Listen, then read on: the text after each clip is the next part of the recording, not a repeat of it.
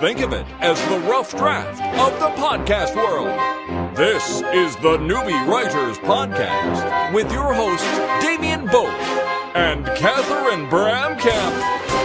Hey, this is episode 199.9 of the Newbie Writers Podcast. No, it is episode 200. Can you believe it? Woo! Are we supposed to have the dancing midgets, the cartwheeling midgets, the tiny dwarfs, the juggling giraffes? No. Where's all that? Well, like I mentioned to you, I did make some inquiries, but there's a union strike on at the moment. Oh, man. What are they asking for? A lot. No more podcasts. Apparently it got too dangerous. Anyway.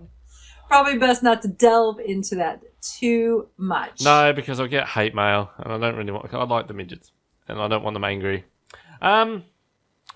Yes, anyway, we're here. 200. I'm tired. Not of this show, I'm just tired in general. How are you, Catherine?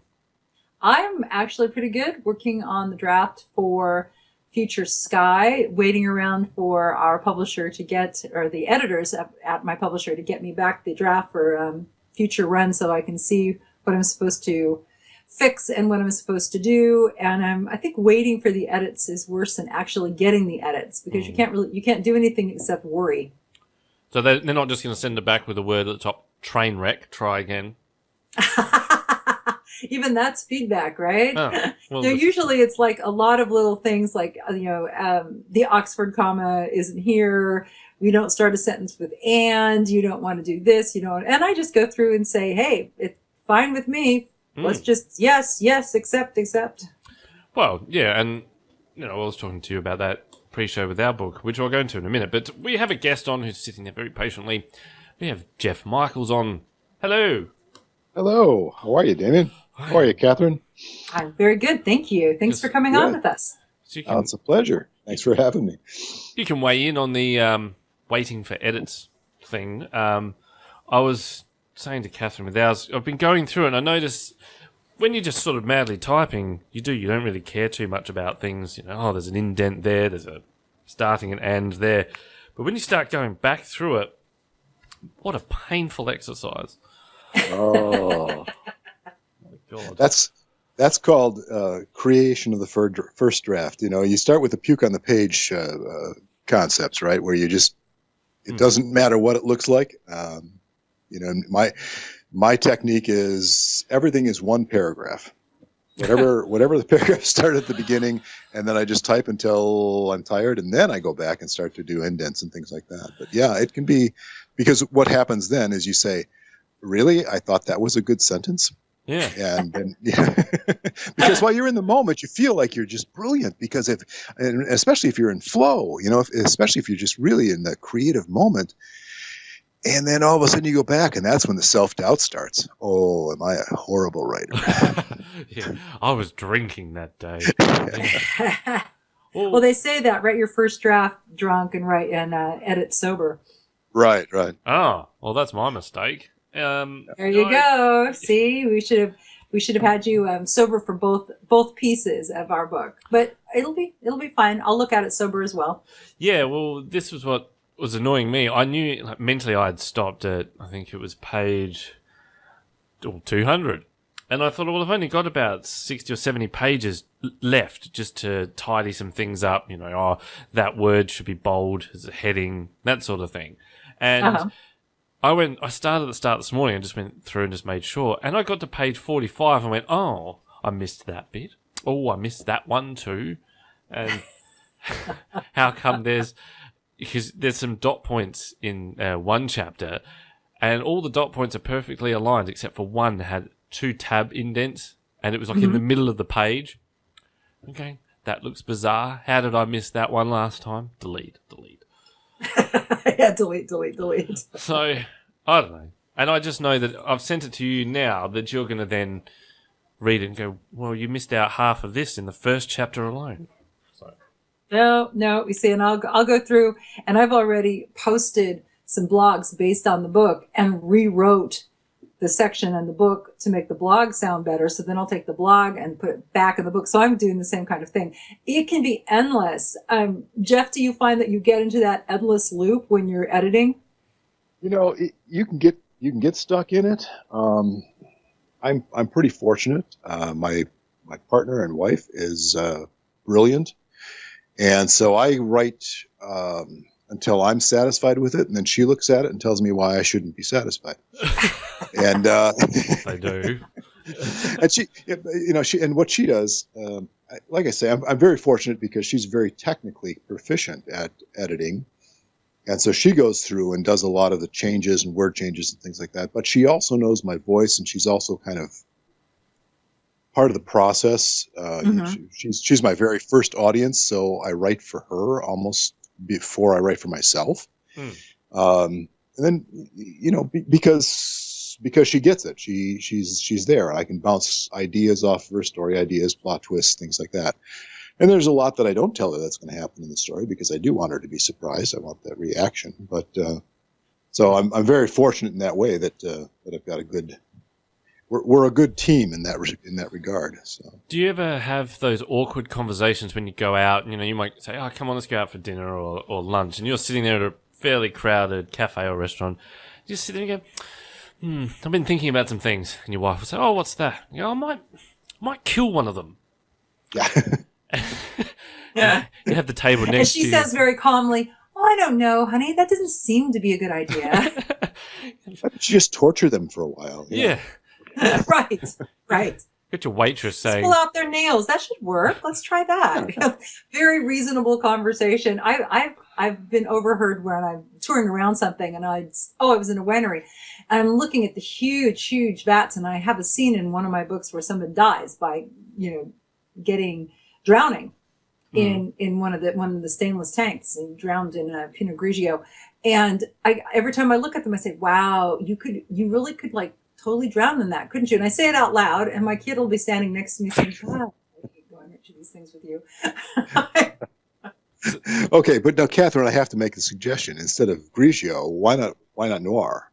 Because because they don't go in stainless; they go into barrels. Oh, I see. You're right. I was thinking wordplay because I like noir movies. Oh no, that's a great idea with the wordplay. No, I was being practical because see that's my that's readers the problem. would know the wine country. You went practical, and I did go practical for that death. And that's tough because you got to balance that practical and poetic, Yes. But I'm thinking drowning is a pretty bad thing, but if you're going to drown, you do it in wine, surely. That would be the good way to go. A nice Pinot Grigio would be good. Yeah, that's what I thought.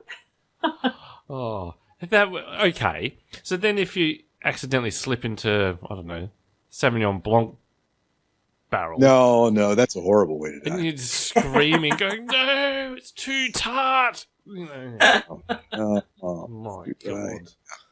Anyway. It's too much grapefruit. I hate that. Yes, exactly. But when it comes to like this editing thing, I know, like Catherine, you and I, we have to draw the line somewhere. But I am going through that newbie thing of going, I'm just not sure where that line is. Yeah. It's called, in manufacturing, it's called freeze the design. And at some point, you have to freeze the design and just do it. Because I know you. So, I know you Jeff, want to send it how out. many times do you go over your stuff before you freeze the design and send it out? Well, you're looking for a specific number. I don't have one, but no, not at all. But in general, I know it. I'm giving. I can give a chain. It's 3. I know. There you go. Just give us a number. 42. Oh. Some things I'm happy with almost immediately, and then there's other things that I'm completely unhappy with. And I was talking about creative flow a little earlier. The things that I'm happy with almost immediately, those are the times when I'm just, it's like it's not even me writing. I mean, you just had your blog, Catherine, where you talked about that. The artists were not so much responsible for creative work as they were honored to be the instruments of creative inspiration. Yep, you did do your quote homework. about Nice work. I did my homework. That was a good blog, by the way. I really like that. Thank you. I'm going to steal it. Steal it away. That's the point. I always accredit, even if I steal. I That's how the game's played now. It's all good. But put a different name. Put like Catherine Baumkampf or something. Oh no. By Sheila. It's Sheila, right? Yeah. So when you're in that creative flow, I think a lot of times I just feel the power of creative energy coming through, and that's when it's the best. I can tell you exactly the worst chapter of one of my books, and that's the one that I wrote. Right? Instead of channeling.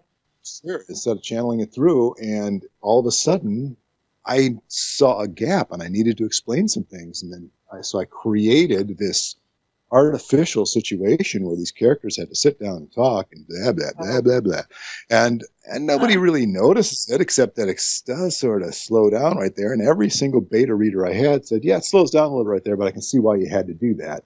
Mm-hmm. And it's like, oh man, I don't want it to be. You want it to be seamless. Yeah. And a good novel, the excellent novels in the world are seamless. They just flow, and you're into it as a reader, and you just go. And so if a reader can get into the flow, then you've done your job as a writer by allowing that creative energy to flow through. And there are things, though, if you're doing genre work, if you're writing strictly mysteries or strictly romance or strictly adventure, men's adventure, there's a beat, there's a pattern, and there's you can outline those. But yes. even then, the more tricky you get, Pinot Grigio drownings and such like, the more interesting it can be, And so if your characters can carry the action through the beats, through the predictable beats, the reader doesn't notice that. And that's a lot of fun that way. Well, you mentioned something then, just a genre, men's adventure. Is that what you said? I said adventure, but men's adventure is usually how it's termed. Like I don't Tom even know Clancy. Yeah, Tom Clancy. I go back. There was a period of time where there was a section called Men's Adventure, and it was Alistair MacLean and Ian Fleming. The yes. James Bond books and the Force 10 from Navarone, Guns of Navarone. That guy, Alistair MacLean. Yes. And as a kid, I used to love that stuff. It's horribly dated now in terms of how you read, but it's still it stands. It stands as a creative effort. As an effective genre, it definitely stands. I read all the John D. MacDonald books. Oh yeah. When I was young, and sure. And they're fabulous, except for the part about how they treat women. Other than that, great. So, but how would that go now if someone tried to write a story like that, and it starts off with, well, while my wife was at home being a homemaker, and then it carries on, I'm off to an adventure. I don't think it would stand up now. I think people would be pretty pissed off. See, exactly. Well, I think society would be pissed off at it, but I think there's still a market for a lot of that kind of thing. I mean, there was a period of time with pulp magazines where the writers churned out just 2 or 3 novels a month. Some of these guys, the guy that wrote Doc Savage, he wrote 181 novels in a matter of a couple of decades. And he wrote other things. I mean, 181 Doc Savage novels, which were all the same. And I read every one of them because I was a kid, and it's Doc Savage. It's he's the hero.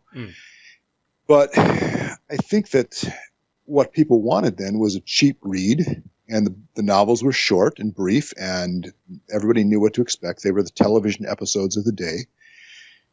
And a lot of good writing came out of that. A lot of very energetic writing came out of that. And it's dated and it's antiquated and all of that. And society, like Catherine says, has advanced, hopefully, to a point where we don't think of women as the victim all the time.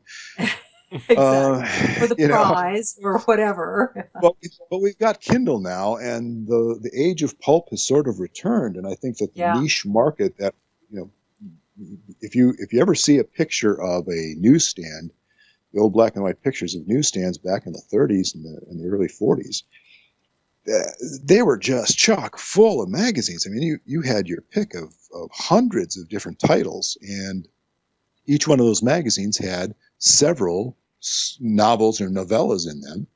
So it was a golden age for writers at that point in time. And I think that with Kindle, we're kind of in a similar golden age. You can reach your niche market.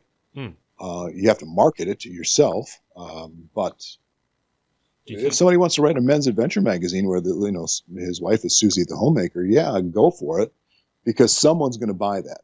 You're not going to get rich. There's no when I do my presentations for the kids, I always the kids.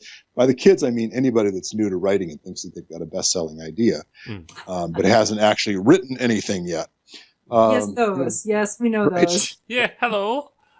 First thing I say is, I'm sorry, Damien. Did I touch a nerve there? No.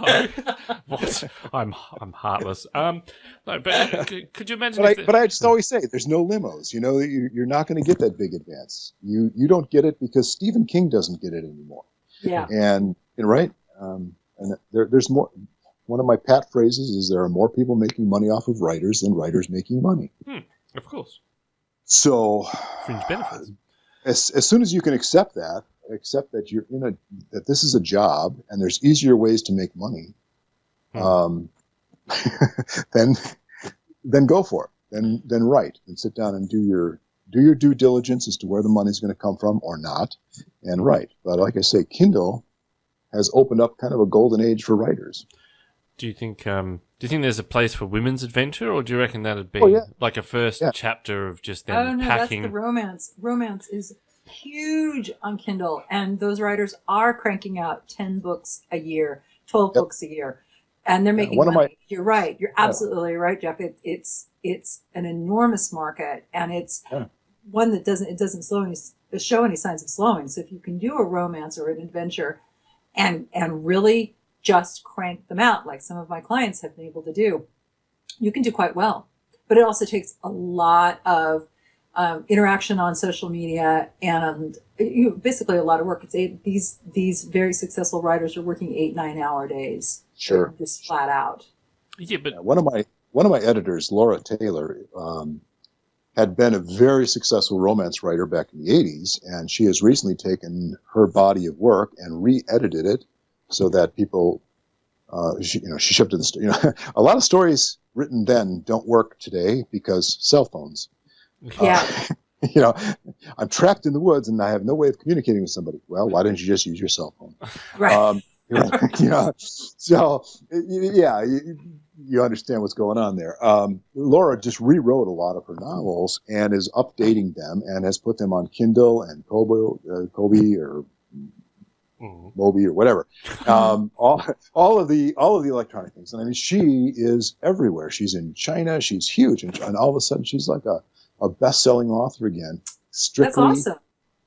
And, I'm so proud of her because she's doing this stuff. Now, the other thing she did, to Damien's point, is her girls aren't victims. And I don't know that they ever really were, because that's really not what Laura's like. Yeah. but all of her stuff, she comes from a military and a police background, and all of her stuff has a strong, militaristic, or that's not the right word, militaristic, but regimented people who are disciplined, people who are noble, people who are heroic. And her heroines are not any different than the men. They're strong people. And, I'm just trying to think, if my wife was to be an adventure story, it would just start off with her saying, "I can't fit all of the clothes in that bag." It'd be a whole chapter of hook up the trailer. I can't fit this in. Anyway. It'd be like Thurston Howell and his wife on taking a 3-hour cruise, right? Gilligan's Island. 3-hour cruise. And both she and Ginger had an amazing wardrobe for just those 3 hours. Stunning amount of, and nobody questioned it at that time. No, we did not question it. I questioned it just because I want to know how on earth they packed. It was like, really? Because I'm not allowed to bring that many clothes, even on a 3-week car trip. How did they do that? I've been away for work. Sank. on the way to their I've realty alone. I've been away for work for 3 days this week, and I fit everything into a backpack. That's how it's done. That's not going to happen. And it's like, you don't need all that. I've had this conversation till I'm like blue in the face, and then the wife is going, yes, but if the temperature changes, then I'll need this and this. But then that's just not going to complement what I've just put in the bag. I'm like, Right. well, you stay home and I'll go. Anyway. The adventure for a lot of people is going to a new target. Yeah. Sometimes that's true. And they don't know, how to pack. Or, to your point, Damien, I only do carry-on, and I can do carry-on for 3 weeks anywhere. And winter, summer, doesn't matter. But I've really, narrowed down everything. However, I do admire the women with 13 pieces of luggage, which are paying $25 a piece to, put on the airplane. And they look fabulous all the time. But that's not how I travel. So I get to make those choices. Yeah. I think they should have a card, like those coffee cards, that if you put in, 5 items on the plane, you get the 6th one free. They stamp your card.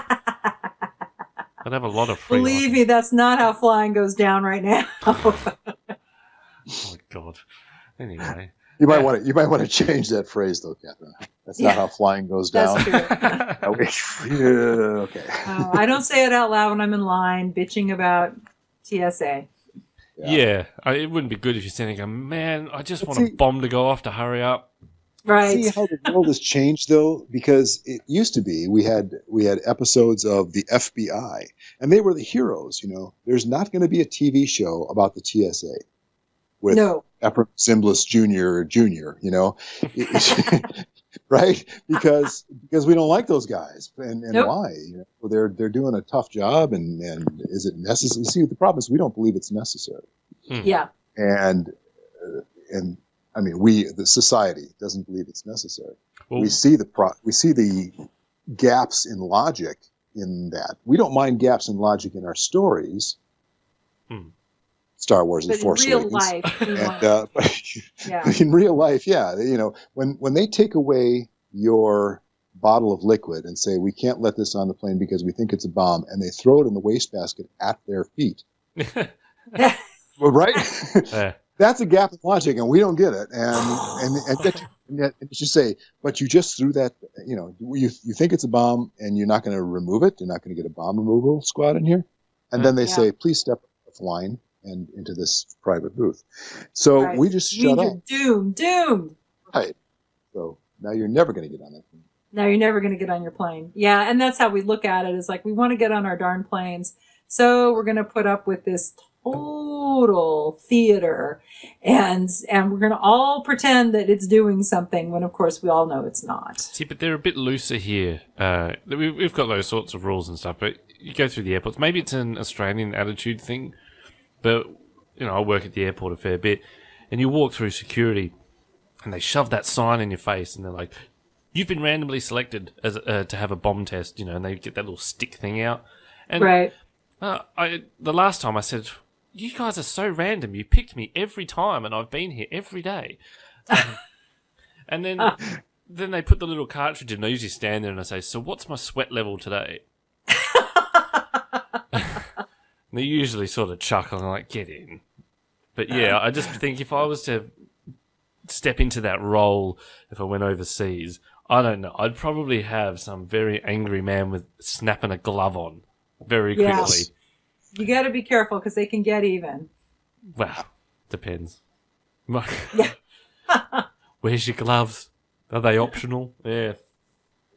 I don't know. So I thought it was Jeff, I thought it was interesting. I went on your blog and cruised around, and I liked your comments about the 7 things your muse does not care about. And you wrote this in September, and I would love to have you talk a little bit about some of these ideas that you've had. You've had experience, you have your books out, and just like we both obviously worship our muses, and I leave offerings for mine so that she doesn't leave. Tell us a little bit about the 7 things that your muse and your creativity really doesn't care about. Oh, I don't even have that up on the computer right now. So Well, off the top of your head, though, so what sticks with you? Well, and I'll help you because I do have it. One of the big things on there, and the thing that started it off was people going back and forth about the silly Oxford comma. You know what the muse doesn't care about? The muse doesn't care about your punctuation. It doesn't care if you use the Oxford comma or not. The muse wants you to create and just move through the process as quickly as you possibly can. And the goal of writing is not to be technical first.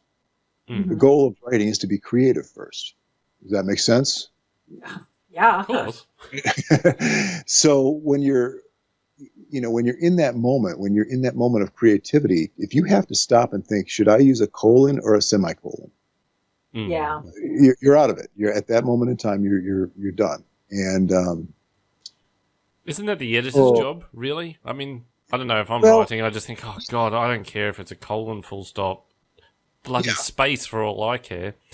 It really is the editor's job. And let me see if I can find my own blog here. We've also got words that end in ly. ly, the words that end in ly. And this is what I call the Stephen King rule from hell. Because King, okay, so obviously Mr. King, very successful guy. I would be happy to have him review my stuff. The idea though, that what he said in and I think it was in his book on writing, which I really encourage every author to read that as their beginning and the middle of their career, at the wherever they're at, pick that book up and just page through it. It's a marvelous book. It is not gospel. It is not etched in stone. And this is one of the problems, because Steve says, Steve, I call him by first name because he doesn't know me and I can get away with it. But we're all close as writers. Mr. King, as I call him to his face, says, just go through your manuscript and any words that end in ly, any adverbs, just get rid of them. And I so totally disagree with that, because there's a place for adverbs. They exist for a reason. If you were to read, say, Anne McCaffrey, who wrote the Dragon trilogies, the fantasy stories, the World of Pern, amazing World of Pern, amazing, stunning stories. I love those stories so much, and I just was rereading them. Oh, she's lying all over the place.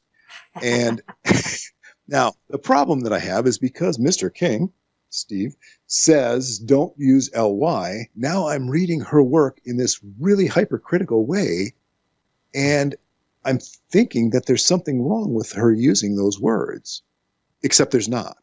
Right. Those words worked the first time I read the books, the second time I read the books, the third time I read the books, and now I'm reading them again, and now I have a problem with them.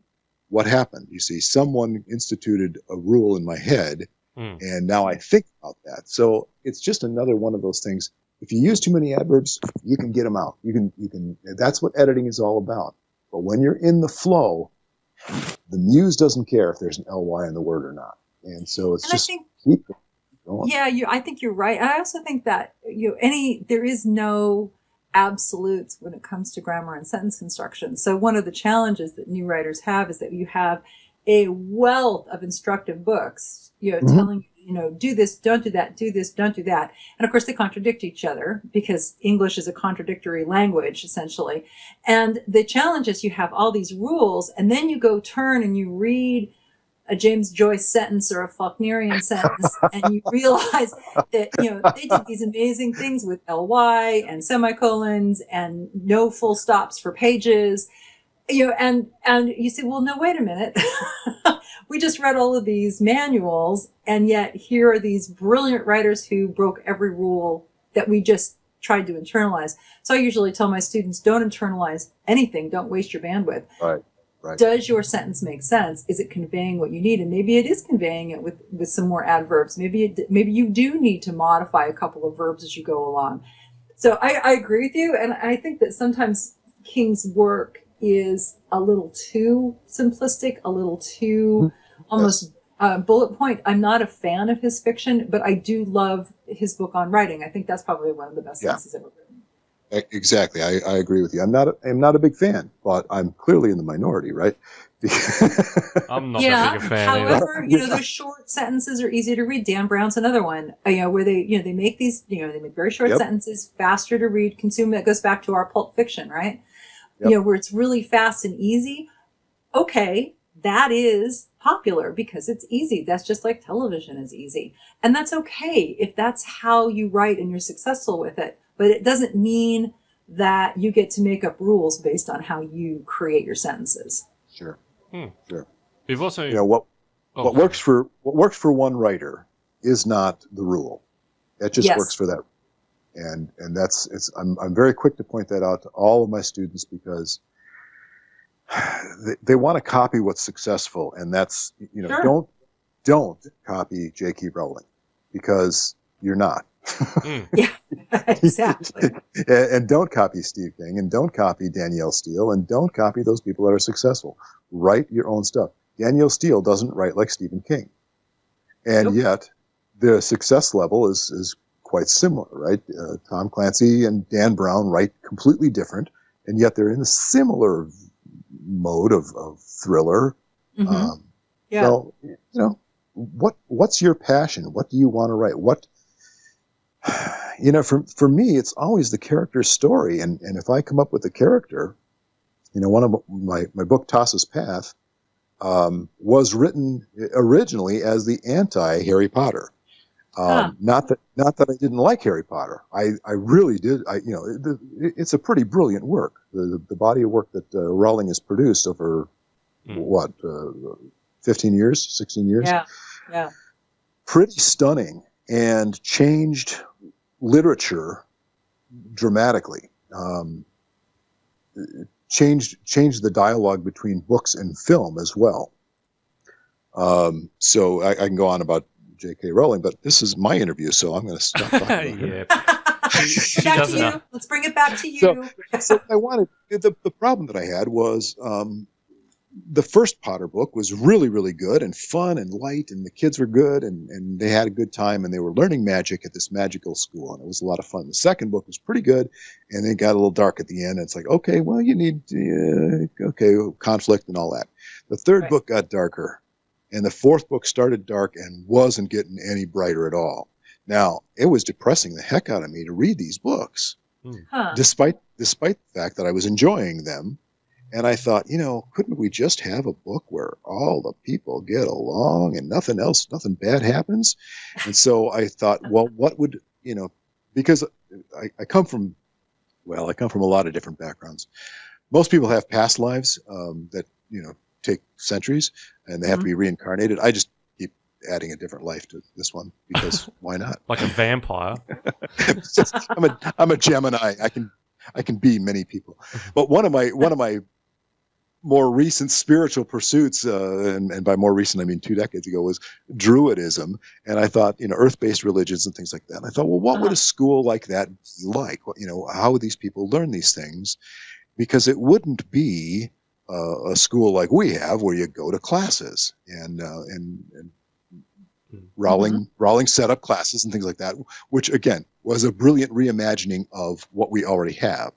Right. I decided that I was going to take it down, and it was going to be more of a community, and it was a community of young women, led by older women, not unlike Mists of Avalon.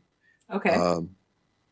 And it was a lot of fun, and there was a little bit of a mystery about the girl, the lead character, Tasa, and there's a little bit of a mystery about her friend, Marielle. And as I'm writing, and all of a sudden, the Beastmen show up, and it gets dark, So it's like I wanted to write this really lightweight, pleasant, like children at Ren Fair,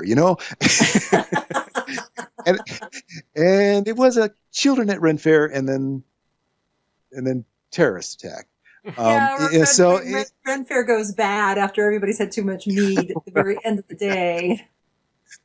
Yeah, the mead. So So Tasa took a darker turn, a darker twist, and now as I'm working on book 2 and 3, it's hard for me to work on that because I know what's going to happen, and I know that it goes dark, and I know that ultimately it's hopeful, and I know that I know these things intellectually, but I've got to put these characters through this thing, and it doesn't flow easily because I am reluctant, but the story already exists, and I just need to translate the story onto digitized paper. Is that because if you write something that is, well, I call it like treacle, where it's just sweet, everything's fine, that, I don't know, you want your characters to be challenged a little bit. So as a reader, you're just following this person along going, okay, cool. They're making me feel like crap because their life's perfect. Everything's easy for them. Whereas in reality, life is hard. And so you want to see your character go through something that's hard. So we as the reader go, yeah, sucked in. Yeah. Or so that the character can triumph. Otherwise, there is no story. Yeah, and conflict doesn't have to be John McClane fighting Hans Gruber. No. Yeah, right. Did you like the way I got Alan Rickman in there? I know, that was very smooth. Topical, right?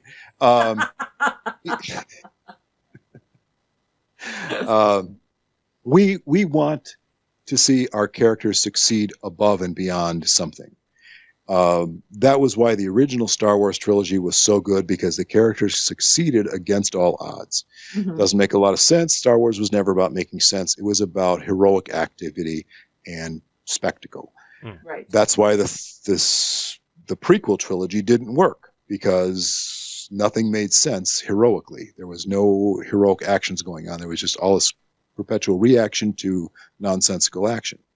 That's why Star Wars The Force Awakens works, because once again we have heroic action, and these characters have to triumph over the conditions, certainly, but also over themselves. And I think that's what makes good fiction, is when the person changes as they may not have wanted to change or realize that they needed to change, or maybe they didn't even need to change. Maybe their life was fine up until a certain point, but they got to that point where they had to take the risk and succeed or perish. And so that, I think that's what makes things, it doesn't have to be conflict like villains attacking things. It can simply be growth oriented. You mentioned Ulysses before, or James Joyce. There's no fighter planes in that, right? There's no. Such a shame. More's the pity with Ulysses. If I recall correctly, it's little or no action. He's just walking around Dublin, and exactly right. So to David's Damien's point. See, David, I got that thing going from earlier. See, we should have not mocked each other. So to Damien's point earlier, with Ulysses, that's all he's doing. All we do is watch him walk around all day long.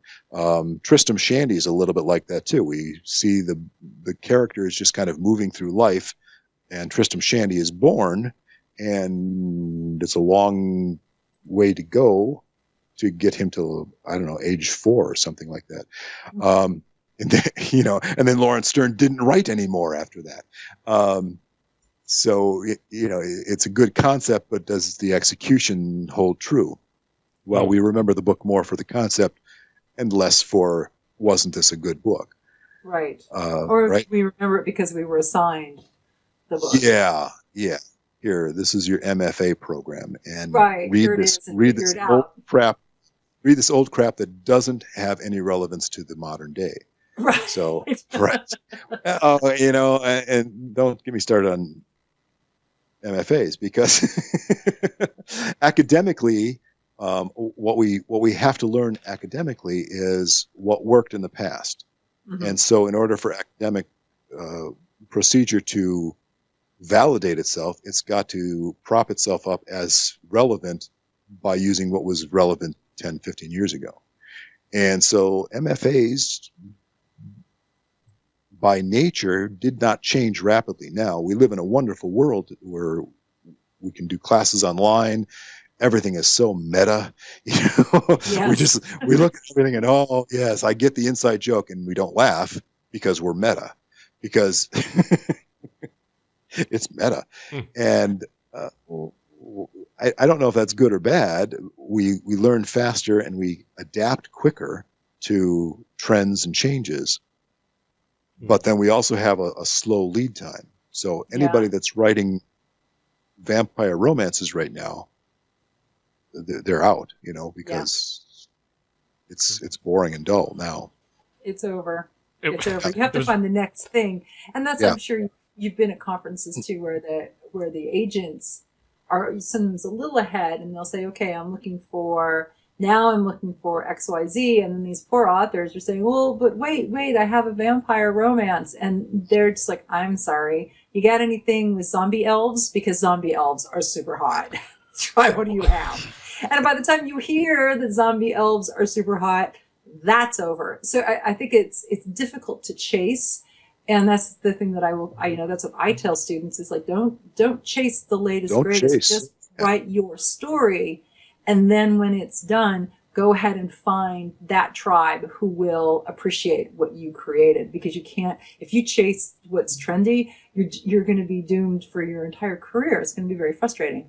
Yeah, but isn't and in a way, sorry, the faster you can write, Catherine, nowadays, the faster a person can write, the better off they are. If they're doing genre fiction, if they're doing pulp fiction, like we talked about earlier, because you can get something written, and if you've got an editor that you trust, you don't need an agent anymore. That's right. Oh, and all my agent friends just cringed. I could hear their little toes going. We've said it here. We've had agents say it, so it's okay. It's, you know, the agents are going to get you into the institutions that still exist, and they may get you a bigger paycheck over a particular course of time. But if you get a lot of things out there right away, and if you can catch the trend and catch the wave and ride it until, you know, we're in California, Catherine, so we know what waves are all about. Paddle out, right? Damien, where are you at in Australia? Are you near the coast? Yeah. I'm in Adelaide, South Adelaide. Australia. Oh, well, okay. I'm waving at you right now, so you can wave back because we can probably see it. Yes, so I'm waving at your profile picture with there you Pluto. There you Do not tell us what you're waving, please. Hi. Keep it clean. Is that really what color underwear you wanted to wear? If I'm wearing okay, it. so what I was saying was, if you catch the wave, then good. Then you get to ride the surf in, and it's called surfing, and that's what's fun. But if you miss the wave, you know what? There's another wave, and there's always another wave, and or a shark. So you either create your niche market, and make it adaptable. I'm drawing a blank here. That's okay. So I'm just trying to think of somebody that's something that's a niche market, like Christopher Moore, for example. Christopher Moore is a humorist, and he has he writes these really odd little horror stories that are funny, and he just cracks me up. I mean, I laugh at everything that he writes. But then he also has taken Shakespeare and done kind of the same thing. And then he's taken, he just did a book called Sacre Bleu about Van Gogh in France. I mean, and he's funny. He's funny all the time. P.G. Wodehouse used to do this. Gene Wolfe told me one time. He says P.G. Wodehouse, because he was a one-trick pony. P.G. Wodehouse could only write one way, but it was a really good trick. And he did it over and over, and people loved it. Mm-hmm. So people still invited into parties. Yep. Oh yeah. So there you go. I'm not sure where I was going with all that. That's all right. I get at these stream of consciousness things, you know. So, well, question for you. Talk to me about a day at the beach. A day at the beach is what we call. My wife coined this term. Mm-hmm. Okay. Let me step backwards just a moment, because what I do write also is I write in the metaphysical world. So I write channeling information and such, spiritual, love and light, love, joy, and peace kind of stuff. Okay. But the book A Day at the Beach and Other Brief Diversions is a series of short stories that were pretty much channeled as well, but they were fictional. And so they all have kind of a metaphysical flavor to them. And so Jill says, why don't we call them metafictional? Oh, cute. And like, except we've spelled fictional P-H-Y. Yeah. Okay. So, we're trying something here, and I don't know if it's going to work. But we didn't trademark the phrase. We're hoping that it just catches on and becomes the next wave, right? There's a market for these things in a lot of people's mind because they want something that's got some sweetness and light to it. The characters in my story, the stories in Day at the Beach, they're not overcoming, they're growing. Every one of them is going through a process. And, it's different processes. In one case, a young man wanted to be at the beach all of his life. And so time stopped for him. And so he's really basically alone at the beach. But every now and then people fall through the seconds. And this young woman falls through the seconds and falls in love with him. But the catch is, those people that fall through the seconds eventually catch up and go back to their regular life, and he never does. So, conflict, romance, things like that. What would her first words to him be? Wow, you're sunburned.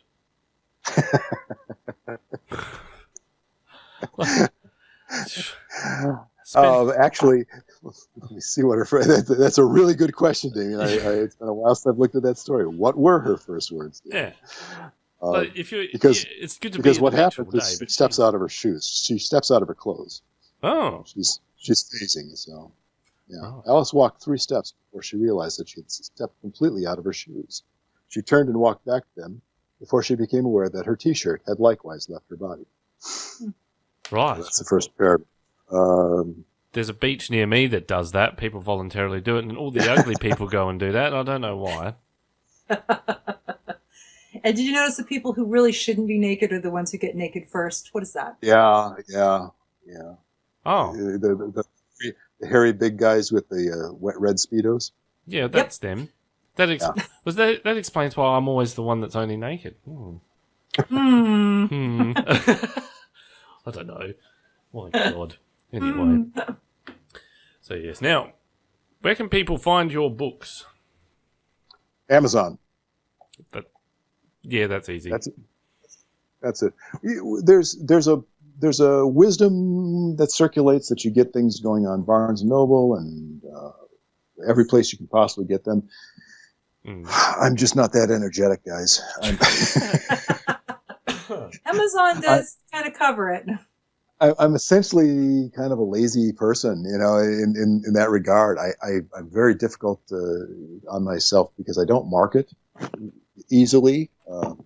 I like to talk about books and writing, but you notice how long it takes me to actually talk about my own stuff. And so because the other stuff is interesting to me, and so Amazon is easy. Amazon is professional. Amazon pays well. Create Space is the process that we use, and by we I mean my wife. She's the one that does all of the hard work, and I just write the stories. And once it's up there, it becomes relatively automatic. You get some people to do some reviews for you, and don't please, listeners, don't pay people to do reviews for you. It shows, and you look cheap and shoddy. I do like there's a review, I think it was on A Day at the Beach, which did sort of crack me up a little bit. I don't know if you know the people that have done the reviews, but this person seems to be a bit confused by Amazon. It says, first of all, Amazon made me fill out a little form asking if there was sex or violence, and I felt compelled to say there was some, even though it's mostly implied. So don't think this book is all Die Hard and rated R. Hang a minute. Yeah, that's an interesting review. Here's something that I don't do. I don't look at my reviews. It's a good idea. Because I just don't. I don't know, but A Day at the Beach. It's got a cool cover, by the way. I really like it. It's You like beach, that? Yeah. A little genie That's lamp. Jill. Jill did that. It's really good. And yet, someone's gone, this isn't Die Hard. Like, well, how can it be? It's a picture of a nice, serene beach. Anyway. Well, that's the genie part is that's one of my favorite stories in there is the djinn. The djinn appears and he says, "What's your wish?" And the guy says, "Dude, why don't you sit down and have a beer and a burger with me?" And he says, "Is that a wish?" No, it's just social advice, man. And so the genie is challenged. He's what's your wish, genie? And he doesn't know. He's been in the lamp too long. He doesn't know what his wish is anymore. So that's one of my favorite ones in there. And Jill likes that one too. That's why she chose the cover the way she did. Well, we often do a prompt, and we can do a prompt now because your sort of little description and on the website it says, what if your perfect day never ended? The genie in the lamp had a wish. You heard the perfect last words. All that sort of stuff. It's very much like a prompt. So I figured we could do one now. What do you reckon? Yeah. Do you want to do the prompt, Catherine? I can do the prompt. So the prompt is along those lines as we were talking about the muse, and we were talking about the meta. What did you call it? Fictional. Metafictional With the PH. As my son once said, the F in physics is for fun. The prompt is, what does your muse look like? We've been talking about our muses. Does your muse look like a Greek goddess? Does she look like the bag lady on the corner, either mumbling obscenities, or perhaps those are haiku? Describe your muse. And then when does she like to show up? And, I talk about this a lot. What kind of offerings should you make to make sure that she continues to show up? So not only visualize your muse, but also when does she like to pop by? Because you might want to be ready for her. Wow. Why is she female? My muse. I don't know, because muses have always been female. Historically, they've been female. Yeah. And it's kind of funny because you asked me what my muse looks like. And the first thing I thought of was Humphrey Bogart. That's fair. That could be. I have no idea. The thing about my muse, what does it look like? What does she look like? Wow. See, harder than it sounds, isn't it? Yeah, it really is. It really is. It's a difficult concept to put into play because what amuses me, what makes me muse about stories is oftentimes many, many different things, very odd things sometimes. I just wrote an entire kind of a snowball of noir themes based on a picture that I saw of a tiger kitten. So it was a beautiful little tiger kitten, and beautiful eyes, and I thought, what if a woman had those eyes? Perfect. And I was off and running. All of a sudden, it was this whole homage to Humphrey Bogart movies, and Cool. and I don't know where did that come from? I don't know. The muse said, "This is how I'm going to communicate with you today through these tigers' eyes," and so there's that part.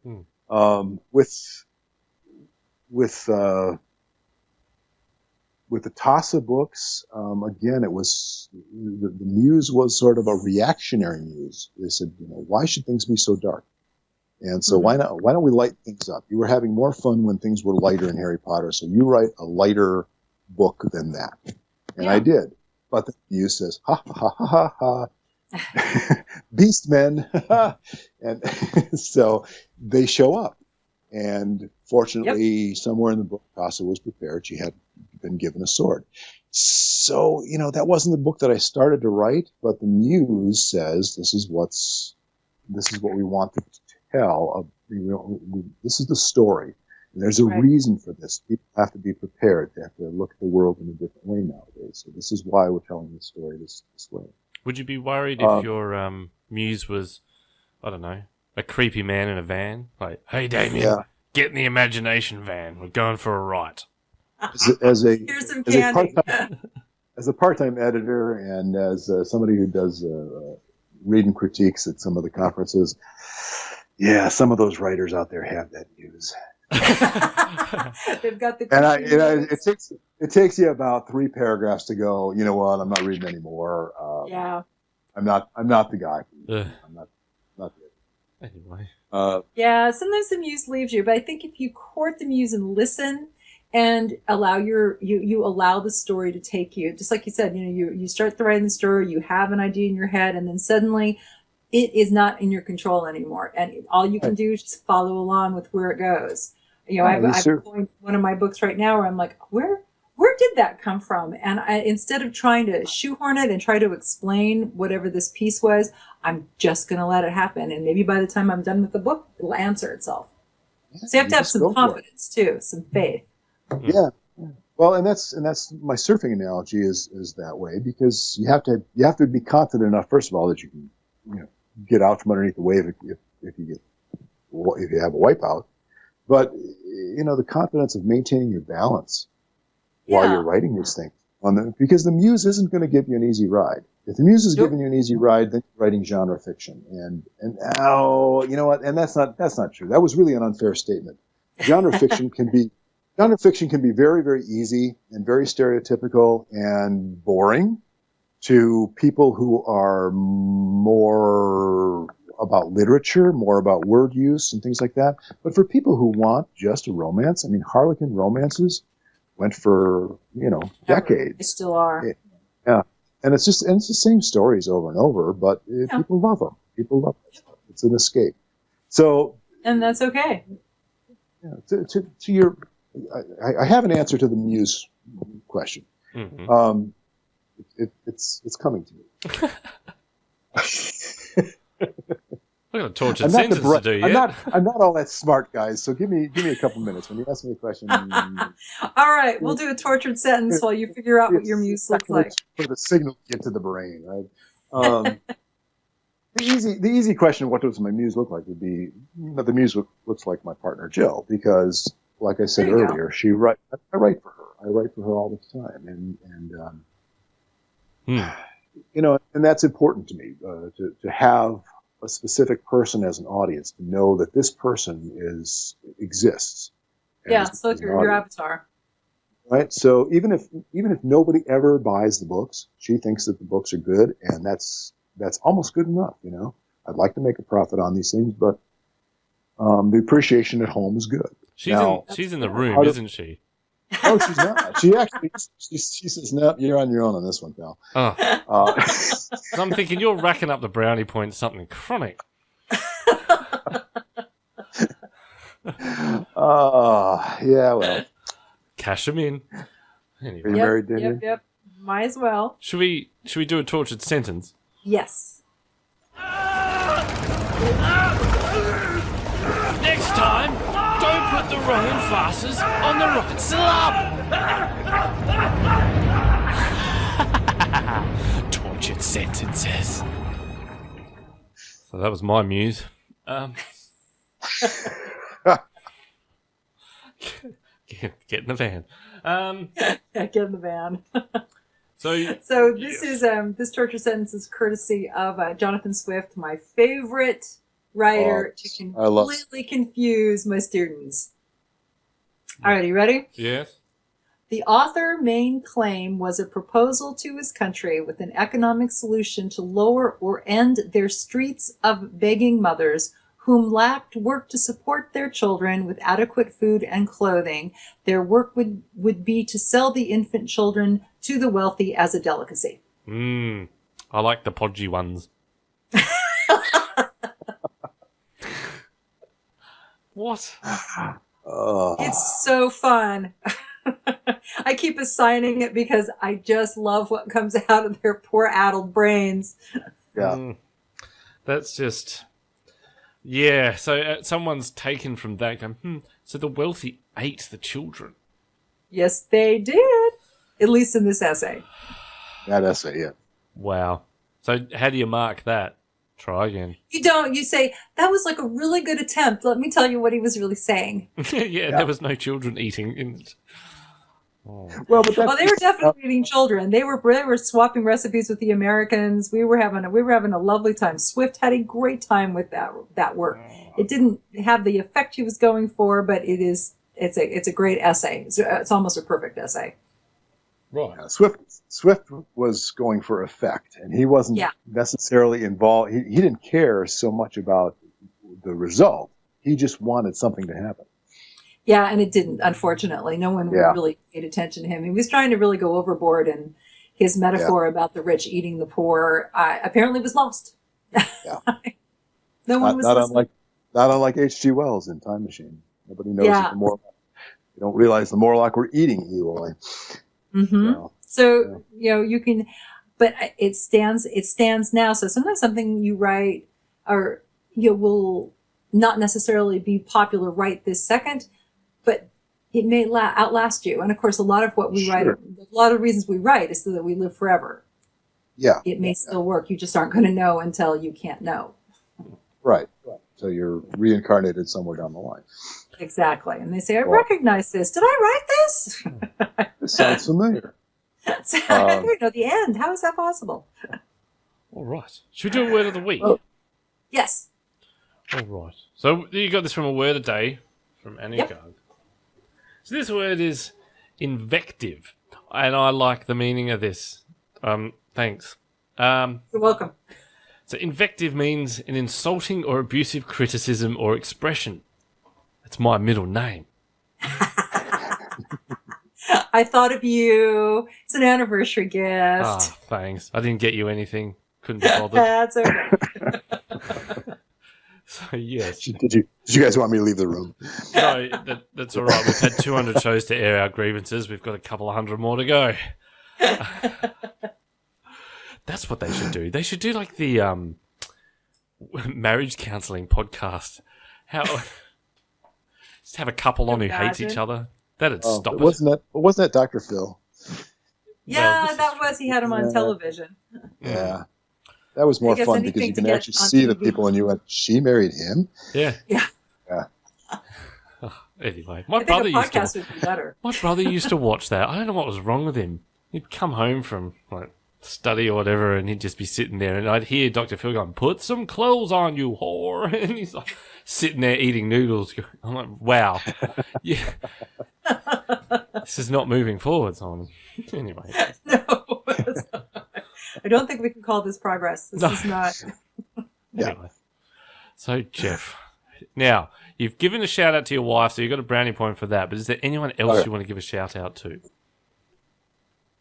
Oh, there's a lot of people that have supported me in this endeavor, and the conference that I attend a lot is the Southern California Writers Conference, so I shout out to that one.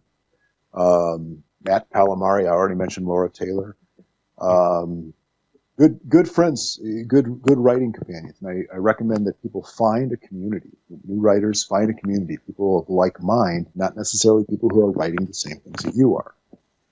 And so that's been good for us to have a home conference, and I think a lot of people do that. Garrett Miller, of Rated G Radio. Yes. I think Catherine, Garrett. Yeah, we've had him. He's been amazingly supportive. He's just this great guy who's got a high level of energy, and it's just a generous host. He's promoted my work many times in the past. I think that kind of covers it as far as writing. And if people are looking for recommendations for good writers, Gene Wolfe. And your website, jeffreyjmichaels.com. It'll be all on our show notes. It's been a pleasure having you on. Thank you very much. Well, thank you, guys. This has been a lot of fun.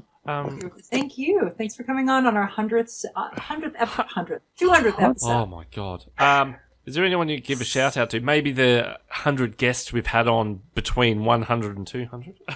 Yes, we could get a shout out to the 100 guests between 100 and 200. But we won't, because they're not important anymore. Well, they're about to be, because they'll be in the book. So yes. Just quickly, I don't know, this is completely random, it's 200th, I don't care anymore. I have a list of sounds, and occasionally I get... Well, there's the famous sound that I love playing from you, which I will play now, just to remind people that there is a darker side to Catherine. I just wish to play this very quickly. This. I like wanker. I've found two in here. I don't know what they are. This could be very bad, so buckle up. Hang on. This one's called Pull Off, and I don't know what that means. I great. don't. I Oh. pull off whenever I. Oh, that's from the Adelaide show. We don't put that one on there. Okay. Check out the Adelaide show. It's worth it. And No Adelaide show. Got it. no, definitely. You should listen to it. It's good. But don't play it in front of your grandmother. Is that? No. And there's this one. It just says stay out. Yeah. And stay out. Oh. I need to use that more. I like that. Yeah. And stay out. Anyway. That'll do for this That'll week. do. Anyway. No, it's been good. 200 shows. We shall carry on. We're not going anywhere. Alright. So, until next week. Who have we got on next week, by the way? Next week is going to be a surprise because I don't have somebody booked, but I'm going to a conference tomorrow, so we may have somebody at the last minute. Or we may have no one. Or we may just do our own thing. We will let you know next week. It's a shame. Anyway, so until next week, we'll see you then. Oh, I've got to push the button. Your book starts here on the Newbie Writers Podcast.